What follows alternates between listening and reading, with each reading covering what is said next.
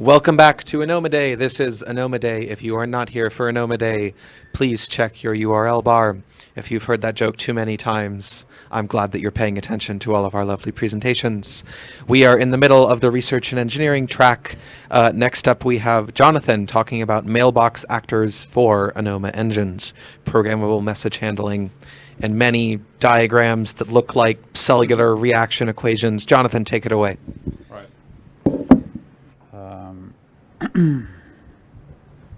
All right.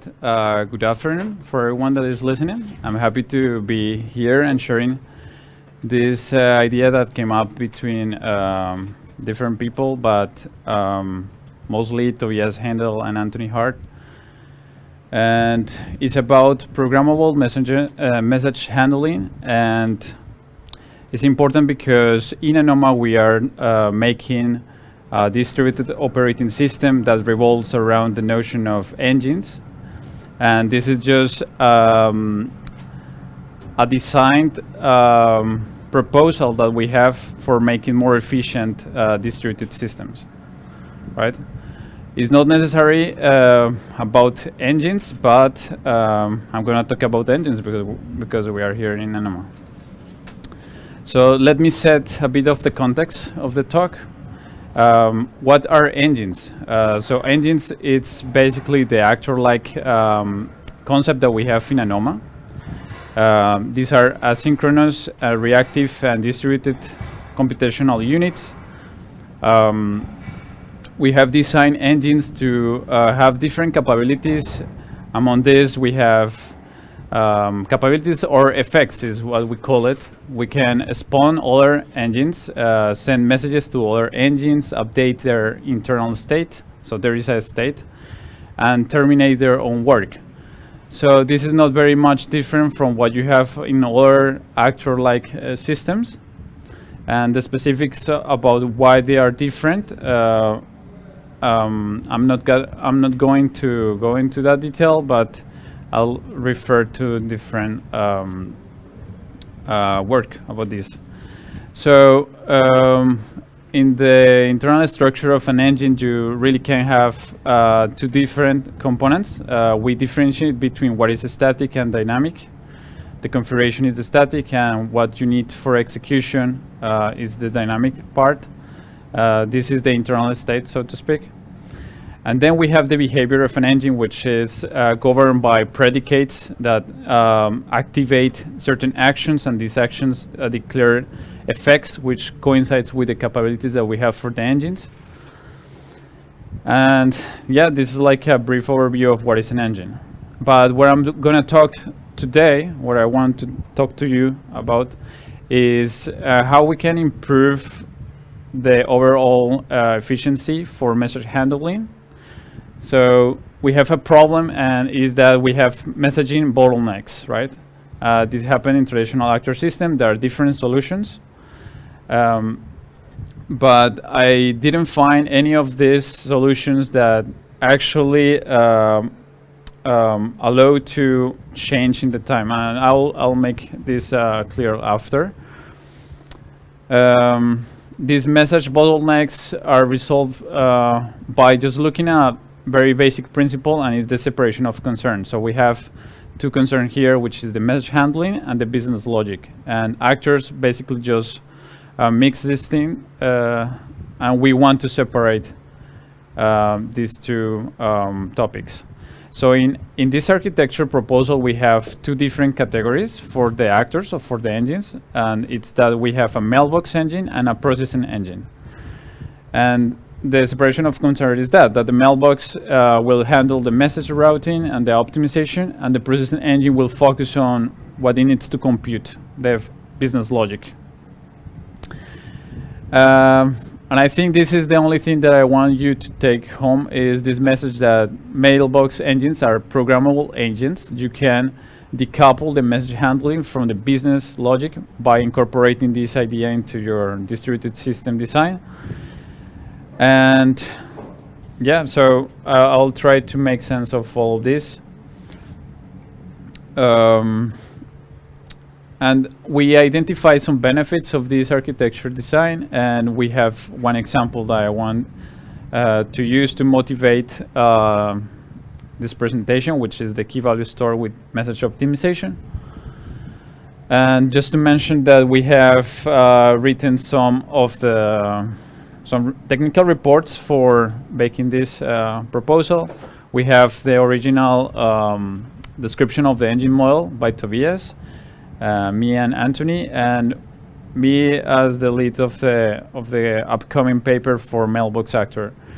And we recently also implement this in Elixir using the GenStage library. It also provides a DSL that makes defining these actors, these engines, more user-friendly, I would say. And we have some examples already in the repository. So the status quo is like, when you ask what is a mailbox, people don't really care much because it's just a concept that you basically omit because the system provides that the mailbox, nobody talks about that, is an opaque object, and the logic is usually a FIFO queue, and it's fixed, right? And this is very like a limitation of many systems, and you may have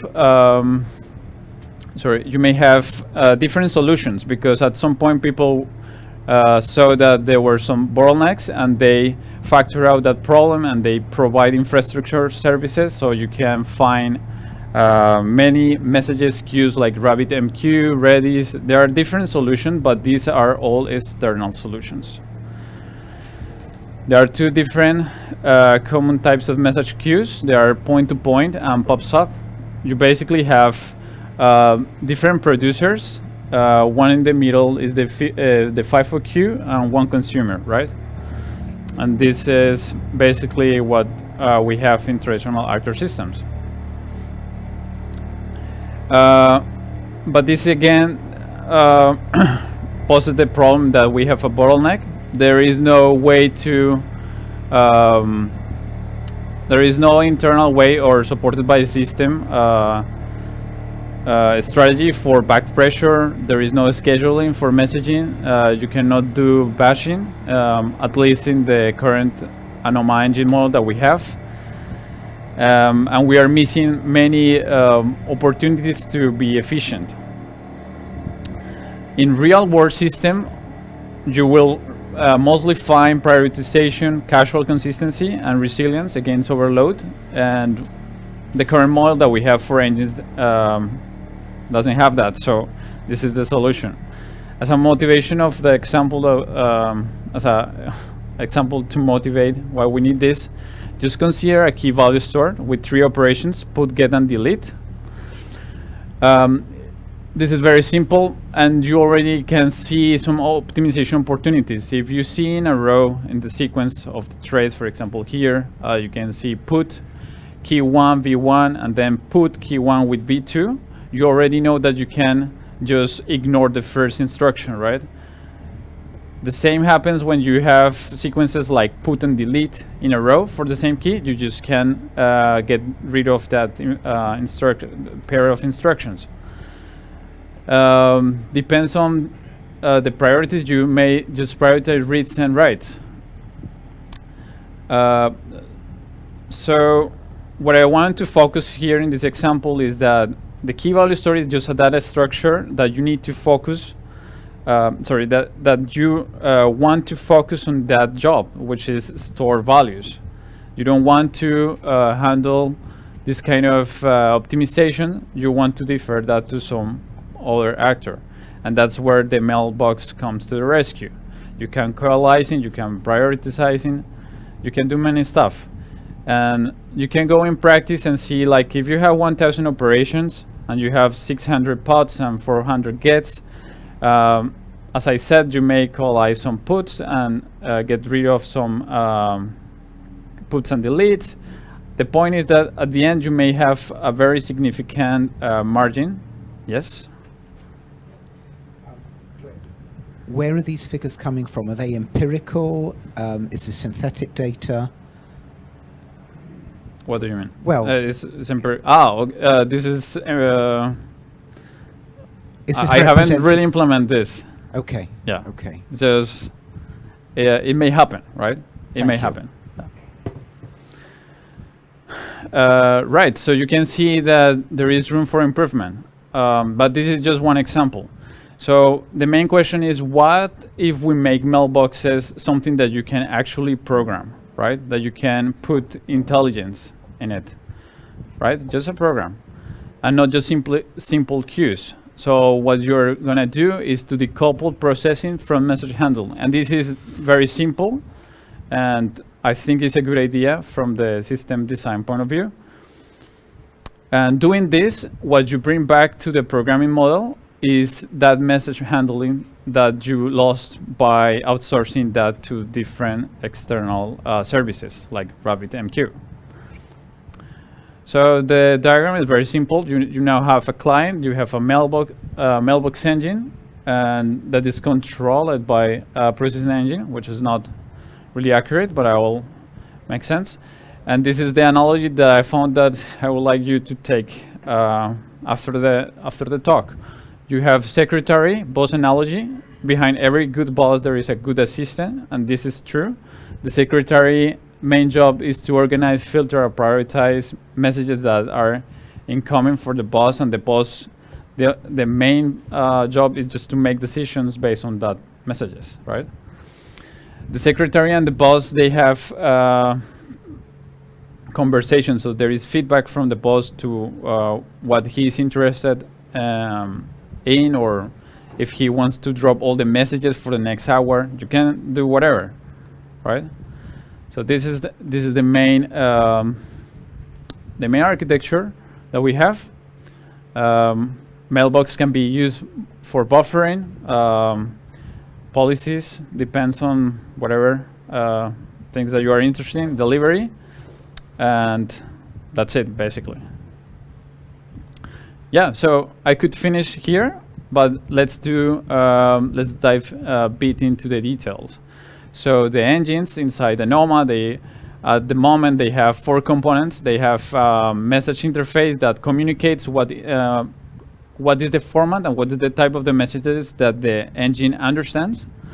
And based on that, it executes with a bunch of predicates, certain actions. As I said before, it has a configuration, an environment. This is the internal state. And it outputs certain effects that are executed by the runtime, and they can be analyzed by the system runtime. In this proposal, we have 3 states for the processing engine, which are ready, busy, and terminate. Ready, declaring with a function that is like a message selector. It tells to the mailbox that I'm interested in this kind of messages for the next batch. And the busy is the transition that is the state that you get from transition from ready once you receive a message. When you are computing, you are in a busy state. And if something happens, you want to terminate or crash, you are in the terminate state, which is used by the system to do the garbage collection. So the communication between processing engines before implementing mailboxes look like this. You have 2 processing engines, you send a message between one to another, and nothing very interesting. But if you have mailboxes, this is how it looks. The system provides a default mailbox, right? If you don't want to implement yours, the system provides just the FIFO implementation of the mailbox. And as you can see, they have mailboxes have the same components, more or less, to compare with the processing engine, because they are just a specialized version of the engine.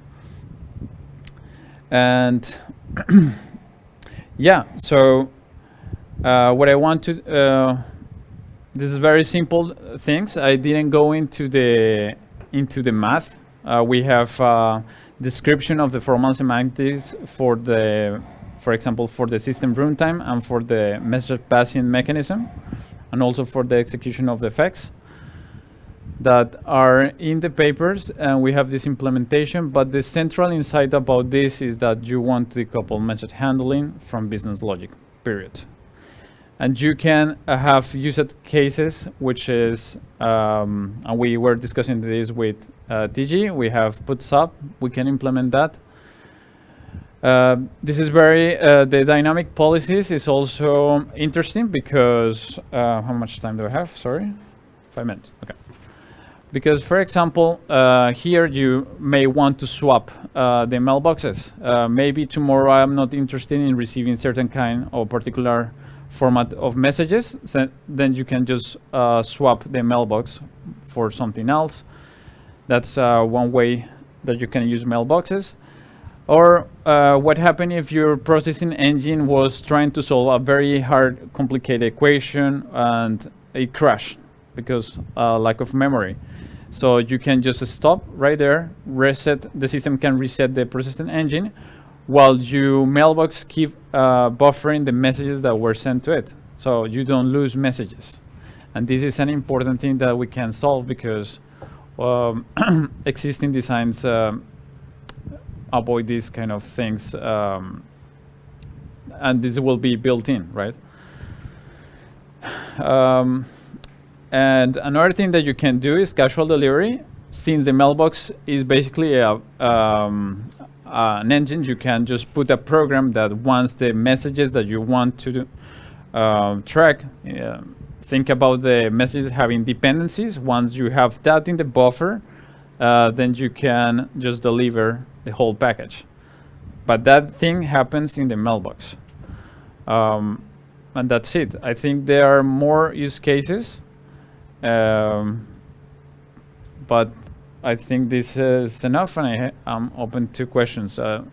Please reach me out to on, I don't know, on my email or on GitHub, whatever. If you have questions or, I don't know, ways to improve this work. No? Thank you, Jonathan, for telling us about secretary mailboxes and Yeah, engine exactly. bosses. Any questions from the live studio audience? Great presentation, Jonathan. I'd be curious, what inspired you to pursue this, given that there's already, as you noted, some standard architectures for this type of thing? Okay. Yeah, I think so. This originates actually from discussions with Jeremy Ornells, which is the lead of the Anoma implementation, and with Christoph too, which is also an engineer for Anoma. And it was because a question about back pressure, how to implement that efficiently and how to do that. And I said, I mean, we already have actors. Why not to promote that to make this happen, right? Like, to make smart mailbox actors. And I, so that leads, I thought that it was that simple, but when you actually try to get all these pieces working together, you actually need to modify the runtime, and there is this feedback between the mailbox and the processing engine that you need to also modify. And then it was not that trivial anymore. And then, okay, it makes sense to spend time on this. And also, I remember that then in the last Anoma day, Jamie asked the question, what is a mailbox, right? You asked that question. And then it just like, I need to answer this from a better point of view. Like, Well, I mean, you heard it from the man himself. If you want Heliax to solve a research problem, all you need to do is ask a question at Anoma Day. yes. All right, thank you again, Jonathan.